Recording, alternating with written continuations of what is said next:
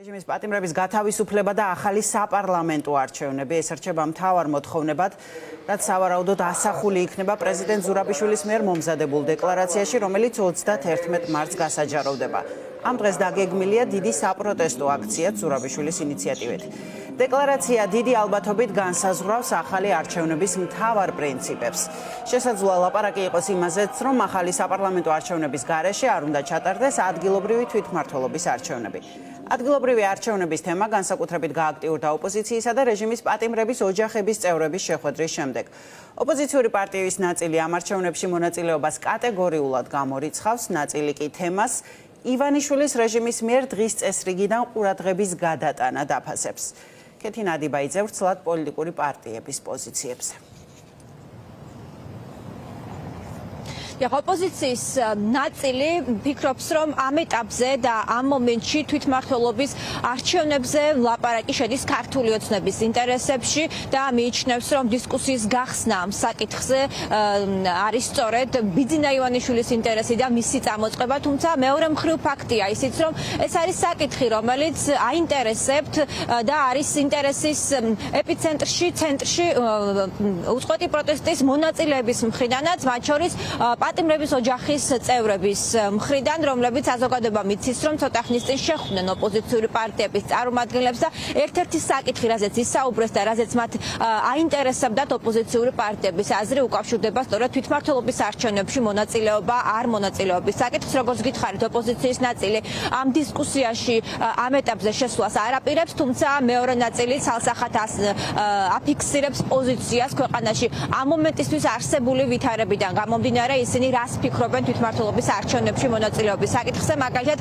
პარტია ახალში, ასევე ნაციონალურ მოძრაობაში ამბობენ, რომ ამ მომენტში, როდესაც ქვეყანას ყავს პოლიტიკური პატიმრები, როდესაც ჩანიშნული არ არის ახალი საპარლამენტო არჩევნების თარიღი, როდესაც სასამართლო არის პოლიტიკურად მოტივირებული, როდესაც საარჩევნო ადმინისტრაცია არის პარტიული გავლენის ქვეშ, ამ ვითარებაში ისინი ამბობენ, რომ არ აპირებენ მიიღონ მონაწილეობა თვითმმართველობის არჩევნებში, უფრო მეტიც მაგალითად ცოტა ხნის წინ ნაციონალური მოძრაობის წარმომადგენელმა განგვიცხადა, რომ ისინი ფიქრობენ დეკლარაციაში, რომელიც დაანონსდა სალომე ზურაბიშვილის მხრიდან და რომელიც უნდა შეეხოს ოპოზიციური სპექტრის შეთანხმებას პრინციპებზე, საერთო გეგმებზე, ღირებულებებზე, ამ დოკუმენტის დონეზე უნდა ჩაიწეროს თვითმმართველობის არჩევნებთან დაკავშირებული ეს საკითხი.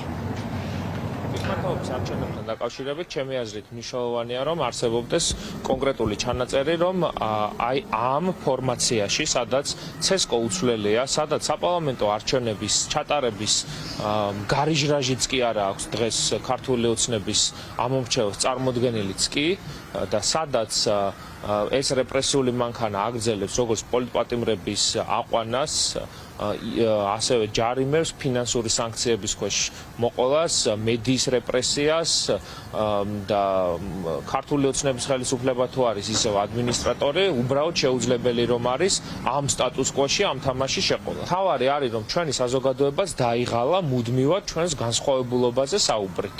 კარგია განსხვავება, კარგია მრავალფეროვნება, მაგრამ 26 ოქტომბრამდე დღის წესრიგში ნუ დავიტოვებთ თავს, სადაც რაღაც თითქოს წინასაარჩევნო რეჟიმში ვართ. რაზეც შევთანხმდებით, რაზეც გვექნება ამ პოლიტიკურ ძალებს კონსენსუსი, ყველა ჩანაწერი უნდა იყოს შიგნით ასახული. ადგილობრივი არჩევნების საკითხის დღის წესრიგში შემოტანა 7 თვით ადრე არის ბიძინას და ოცნების გეგმა. გადაიტანოს ყურადღება ძირითადი მოთხოვნიდან. ახალი საპარლამენტო არჩევნების დანიშვნა და პოლიტპატიმრების გათავისუფლება ჩვენთვის ეს არის დღეს მთავარი პრიორიტეტი. ჩვენ ვილაპარაკებთ მაგალითად თვითმმართველობის არჩევნებზე, ჩვენ ვეღარ ვისაუბრებთ გიორგი ჩიკვაიძეზე, ვეღარ ვისაუბრებთ ცეცხლაძეზე, ვეღარ ვისაუბრებთ ჭიჭინაძეზე, ვეღარ ვისაუბრებთ იმ ათობით პატიმარზე და ტყვეზე, რომელიც ბიძინას ხავს აყვანილი, ვერ ვისაუბრებთ ქალბატონ ზიამაღლობელზე, ვერ ვისაუბრებთ სახელმწიფოს დისფუნქციონირებაზე, კორუფციაზე. შეჭამს ეს თემა ამას ყველაფერს, ამიტომ ჩვენ არ შევალთ ბიძინა ივანიშვილის დღის წესრიგში და ამ თემებზე ჩვენ არ ვისაუბრებთ.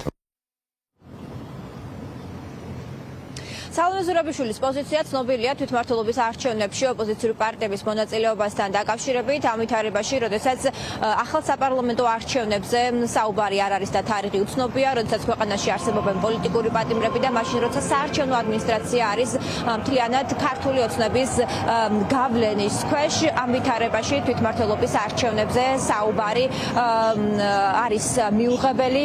პრეზიდენტის ამ პოზიციას მათ შორის აჟღერებს მედიასთან ხშირად მისი ინტერესების დამცველი ყოფილი დეპუტატი ეკა ბესელიაც, რომელიც ანონსებს უახლეს მომავალში დეკლარაციის დოკუმენტის საჯაროობას, რომელთან ერთადაც სალომე ზურაბიშვილი ოპოზიციასთან ერთად მუშაობს ამ დოკუმენტზე, როგორც საზოგადოებისთვის დაანონსდა და სადაც უნდა იყოს შეთანხმება პროდასალურ ოპოზიციასა და მეხუთე პრეზიდენტს შორის პროტესტის რეჟიმში მყოფი საზოგადოების ინტერესებიდან გამომდინარე, თუ რაზე თანხმდებიან ისინი, რა უნდა იყოს მათი გეგმა, თუნდაც თვითმმართველობის არჩევნებთან დაკავშირებით, ახალი საპარლამენტო არჩევნების თარიღთან დაკავშირებით, პოლიტპატიმრებთან დაკავშირებით და იმ სახელმწიფო ინსტიტუტებთან დაკავშირებით, რომლის რეფორმირებამაც ქვეყანა უნდა დააბრუნოს დემოკრატიის გზაზე.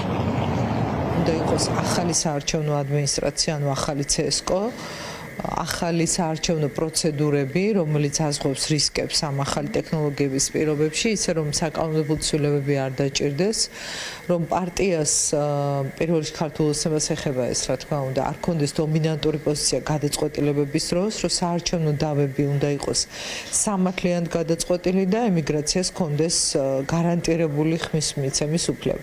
ეს არის ძირითადი პრინციპები, რა პირობებშიც უნდა მოხდეს საარჩევნების ჩატარება. სხვაგვარად უბრალოდ აზრი არ ექნება არანაირ არჩევნებს, მით უფრო არ განიხილება ცალკე ადგილობრივი არჩევნების თემა. აქ საერთოდ არ შეიძლება ამის დაშვება.